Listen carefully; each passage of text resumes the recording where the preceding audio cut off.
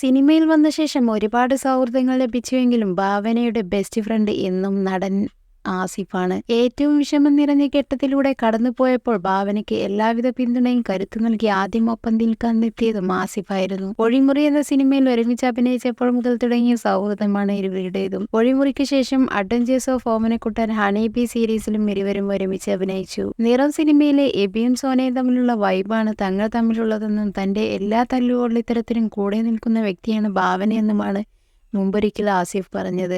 ഇപ്പോഴിതാ ഭാവനയുമൊത്തുള്ള സൗഹൃദത്തിൽ സംഭവിച്ചിട്ടുള്ള രസകരമായ കഥകൾ ആസിഫ് അലി പങ്കുവച്ചിരിക്കുകയാണ്.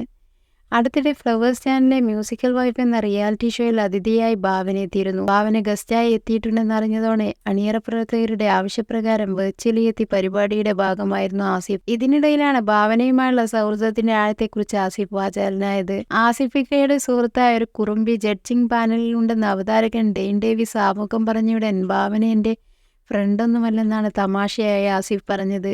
സുഹൃത്തല്ലെന്ന് പറയുന്നത് കേട്ടാൽ തന്നെ ഉറ്റ സുഹൃത്തുക്കളാണെന്ന് മനസ്സിലാകുമെന്നാണ് സുജാത അതിനുള്ള മറുപടിയായി ആസിഫിനോട് പറഞ്ഞത്. നടന്റെ വാക്കുകളിലൂടെ തുടർന്ന് വായിക്കാം. ഭാവനയെക്കുറിച്ച് ഞാൻ എന്തെങ്കിലും പറഞ്ഞു തരേണ്ട ആവശ്യമുണ്ടോ? ഒഴിമുറിയിലാണ് ആദ്യം ഞങ്ങൾ ഒരുമിച്ച് അഭിനയിക്കുന്നത്. പക്ഷേ കോളേജ് സ്കൂൾ ഫ്രണ്ടിനെ പോലെയാണ് ഭാവന എനിക്ക്. ഇത്രയും മര്യാദക്കൊന്നും ഞങ്ങൾ ഇതുവരെ സംസാരിച്ചിട്ട് പോലുമില്ല. രഹസ്യം ഭാവനയോട് പറയുന്നതിലും ഭേദം പത്രത്തിൽ കൊടുക്കുന്നതാണ്. കാഴ്ചയില്ലാത്തവർക്ക് വായിക്കാൻ പറ്റില്ല. ഹണീഫി ഷൂട്ടിനിടെ ഞാൻ വീണപ്പോൾ ഭാവന ആർത്തുല്ലസിച്ച് ചിരിച്ചു.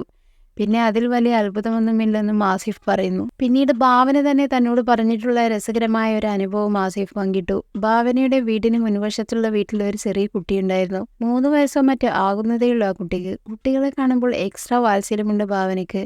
അങ്ങനെ ഒരിക്കൽ ഷൂട്ട് കഴിഞ്ഞ് വന്ന ശേഷം ഭാവന ഈ കുട്ടിയെയും എടുത്ത് റോഡിലൂടെ ഗേറ്റിനരികിലൂടെയും എല്ലാം വെറുതെ നടക്കുകയായിരുന്നു. അതിനിടയിൽ ഭാവനയ്ക്ക് ഫോൺ വന്നു. അപ്പോൾ അവൾ കുഞ്ഞിനെ മതിലിൽ ഇരുത്തിയിട്ട് ഫോണിൽ സംസാരിച്ചുകൊണ്ട് വീടിനകത്തേക്ക് കയറിപ്പോയി. ഒരു 5 മിനിറ്റ് കഴിഞ്ഞ് കുട്ടിയുടെ കരച്ചിൽ കേട്ട് കുട്ടിയുടെ അമ്മ വന്ന് നോക്കിയപ്പോൾ കുട്ടി മതിലിൽ മുകളിൽ പിടിച്ചിരുന്ന് കരയുകയാണ്.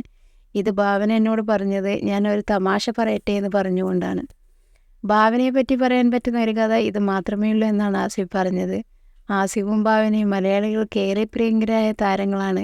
4-5 വർഷത്തിന് ശേഷം 1 വർഷം മുമ്പാണ് ഭാവന വീണ്ടും മലയാള സിനിമകളിൽ അഭിനയിച്ചു തുടങ്ങിയത്. ഡിക്കാക്കാക്കൊരു പ്രേമുണ്ടായിരുന്നു എന്ന ചിത്രത്തിലൂടെയാണ് താരം മലയാളത്തിലേക്ക് തിരിച്ചെത്തിയത്. നടിയുടെ ഏറ്റവും അവസാനം റിലീസ് ചെയ്ത മലയാള സിനിമ ഹണ്ടാണ്.